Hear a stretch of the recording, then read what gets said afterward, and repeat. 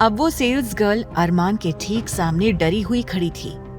अरमान उसके सामने एक राजा की तरह बैठा हुआ था और उसके चारों तरफ आकाश, सुमित, ध्रुव और आहान खड़े हुए थे। वो चारों भी गुस्से से बिना किसी इमोशन के उस सेल्स गर्ल को देख रहे थे। सेल्स गर्ल किसी को देख नहीं पा रही थी। सारी लाइट सेल गर्ल के ऊपर ही थी। सेल गर्ल चारों तरफ अपनी नजरें घुमा घुमा कर देख रही थी। अरमान की रौबदार आवाज वहां गूंज उठी।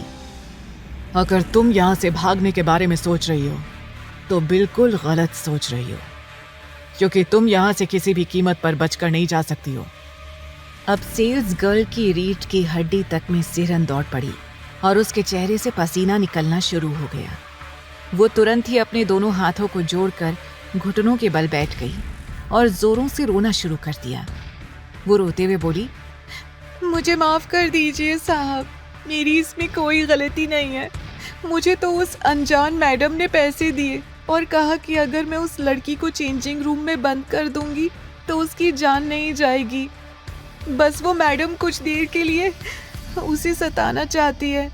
मेरा यकीन मानिए, मैं उस लड़की को जानती तक नहीं थी। मेरा कोई इरादा नहीं था कि मैं उसे किसी तरह का कोई नुकसान पहुंचाऊं। अब जैसे ही उस सेल्स गर्ल ने रोते हुए सारी बातें कही, अरमान का गुस्सा और भी ज्यादा बढ़ने लगा।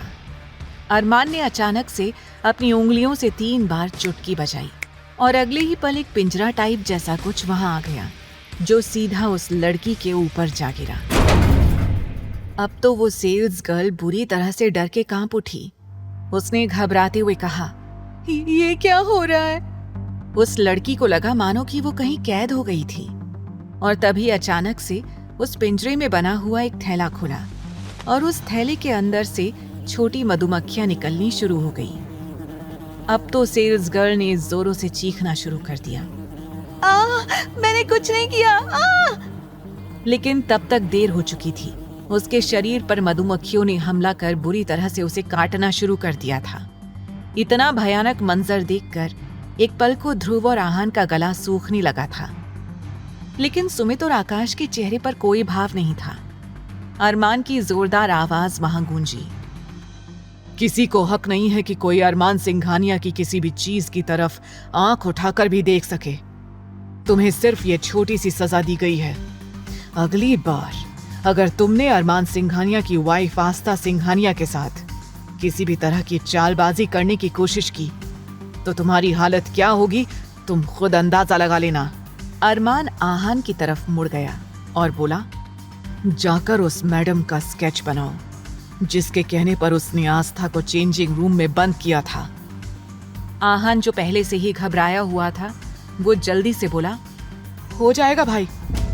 सेल्स गर्ल जो अब तक उस पिंजरे में बेहोश हो चुकी थी, आहान अपने कुछ आदमियों के साथ उसे वहां से सीधा अस्पताल में एडमिट करवाने लेकर जाने लगा।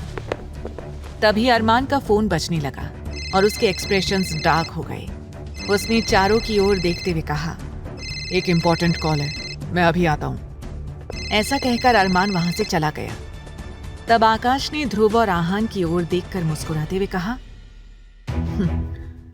तुम दोनों इतना क्यों डर रहे हो? क्या तुम लोगों ने ये सब पहली बार देखा है? ध्रुव मायूस होकर बोला, हम ये सब पहले भी देख चुके हैं, लेकिन हर बार जब भी ऐसा मंजर देखते हैं ऐसा लगता है पहली बार देख रहे हैं। तभी आहान खुश होकर बोला, लेकिन इन सब में मुझे एक बात अच्छी लगी। आज अरमान भाई ने आस्था भाभी के लिए स्टैंड लिया। मुझे लगता है कि जरूर भाई के दिल में आस्था भाभी के लिए कुछ ना कुछ फीलिंग्स हैं। तभी तो उन्होंने उस सेल्स गर्ल को इतनी भयानक सजा दी है।